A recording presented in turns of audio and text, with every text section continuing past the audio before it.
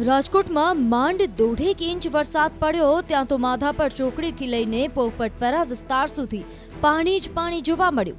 તંત્રના પાપે પાણીનો નિકાલ ન થતા માધાપર ચોકડી પર ફરી વખત પાણી ભરાયું।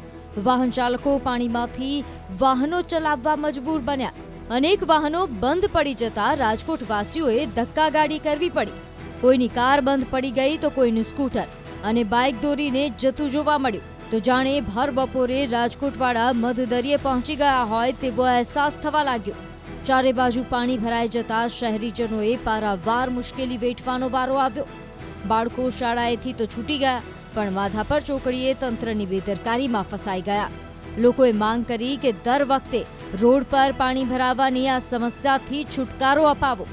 દર વખતે વરસાદના 4 છાંટા પડે એટલે માધાપર ચોકડી પર વાહન ચાલકો માટે જાણે કે ચોકડી લાગી જાય છે।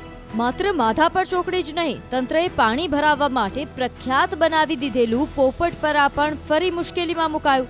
પોપટપરા અંડરપાસમાં પાણી ભરાઈ જતા વાહન ચાલકો મુશ્કેલીમાં મુકાયા। આ પાણીમાં એક સ્કૂલ બસ પણ ફસાઈ। જો કે બસ ડ્રાઈવરે બીજી શેરીમાં બસ લઈ જતા દુર્ઘટના ટળી। સ્કૂલ બસ તો બચી ગઈ પરંતુ બીઆરટીએસ ન બચી શકી। પોપટપરાના અંડરપાસમાં ઘૂસી ગઈ અને તંત્રની જેમ નાપાસ થઈ। આથી બસમાં બેઠેલા મુસાફરોનું રેસ્ક્યુ કરવાની ફરજ પડી। જો વધુ વરસાદ પડે તો મુસાફરોનું શું થાત એ કલ્પના જ ધ્રુજાવી નાખનારી છે। જો કે તો પણ તંત્રના પેટનું પાણી હલશે કે કેમ એ મોટો સવાલ છે। પોપટપરા વિસ્તારમાં ધસમસતા પાણી લોકોના ઘર સુધી પહોંચવા લાગ્યા છે। ફરી એક વખત લોકોની ઘરવખરી પલળી જાય તેવી સ્થિતિ ઊભી થઈ છે। રાજકોટ શહેરમાં ધોધમાર વરસાદ વરસતા નીચાણવાળા વિસ્તારો છે ત્યાં પાણી ભરાય છે। ખાસ કરીને અનેક ઘરો એવા છે કે જ્યાં અત્યારે જે છે પાણી ઘૂસી રહ્યા છે। હું આપને એ દ્રશ્યો બતાવવાનો પ્રયાસ કરીશ। આ એ જ ઘર છે કે જ્યાં અત્યારે જે છે પાણી જે છે ઘરની અંદર જઈ રહ્યા છે। ખાસ કરીને જે પોપટપરા અંડરબ્રિજ છે ત્યાં અહીંયા પાણી ભરાતા હોય છે પરંતુ ધોધમાર વરસાદના કારણે આ જે છે એ દ્રશ્યો જોઈ શકો છો કે જે રીતના આ જે છે સમગ્ર ઘરની અંદર પાણી જવાનું શરૂ થઈ ગયું છે। એટલું જ નહીં, આ સમગ્ર વિસ્તાર છે તે ક્યાંક ને ક્યાંક પાણી જોવા મળી રહ્યો છે। ખાસ કરીને દર ચોમાસામાં આ પરિસ્થિતિ સર્જાતી હોય છે। આ સમગ્ર વિસ્તાર છે તે પાણીમાં ગરકાવ થઈ જતો હોય છે।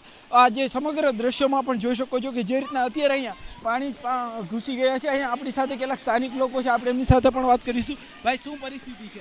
બહુ પાણી ભરાઈ ગયું છે અત્યારે કે કંઈક કરવાનું ઈલાજ।